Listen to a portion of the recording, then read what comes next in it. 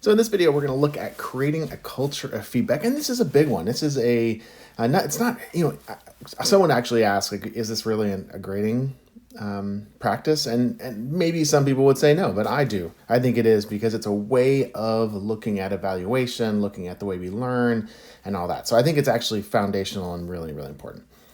So why should we change? The focus is on the learning part.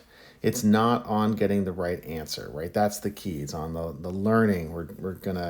We're switching away from being right and wrong. And this is tough for some people because there is a right answer and you should be able to get it.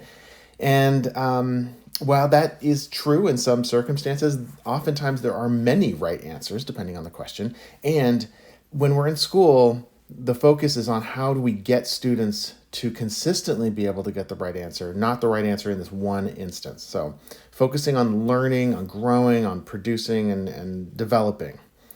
The next one is I am smart or I am stupid. So my students often classify themselves as smart or stupid. I know I certainly did. I classified myself as stupid. I got a lot of things wrong. And when I was growing up, I didn't have a lot of opportunity to think about the process of learning. Like the fact that I was learning a lot was different than my belief in my knowledge and what I already know. And the idea of creating a culture of feedback is to really kind of focus and emphasize on the fact that we're here to learn no matter where you are. And the people that learn the most are doing awesome. They're the ones that we're really going to celebrate. Once a grade is given, the learning stops. And this was a quote from somebody, and honestly, it's a study, but I don't know the link to it. I don't have a link to it. But they found that if a teacher put a letter grade on, or even a number grade on the assignment, the student looked at it and then they threw it away, or they didn't do anything with it afterwards. If you don't put a letter grade on it and you only put comments on it, then they re-engage with it. And so the idea of kind of focusing on feedback is one where we are not going to just be giving grades as often. We're just going to be giving feedback, and so the learning can keep going and not stopping. All right, so how do we do it? You're going to use your words wisely. And the words I'm talking about are things like avoiding words such as good, bad, right, wrong, smart, dumb. Instead, talk about things like learning and growing and progress, strengths, skills you have yet to master, still learning, things like that. Words that are more about the process of it, not the finality of it. That helps to shift a student's mind towards thinking about the process and less about the outcome and that good, bad, smart, dumb kind of smart, stupid kind of idea. Self-reflection has been shown time and time again to be really, really powerful for students and really helpful for them to grow in their learning. So that's a big part of doing feedback. So students are self-reflecting and really looking at their work critically. All right.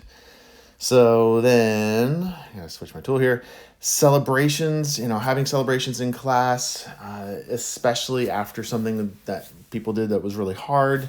Not necessarily celebrating the people who did it right, but celebrating the process, celebrating the work, the effort that went into it. Focusing your classroom on collaborations, not on competitions.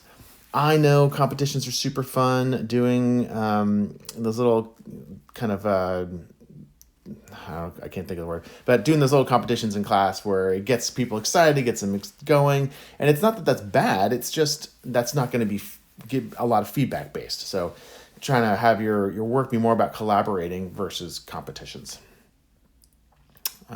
Teacher modeling. So spending some time when you do make a mistake, making sure that you will then call it out and say like, well, that didn't go the way I thought it would.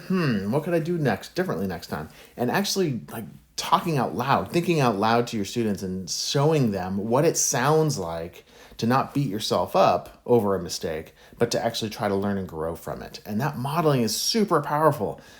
So don't think it sounds stupid. It actually is really, really powerful for the students to watch and listen. Teacher vulnerability.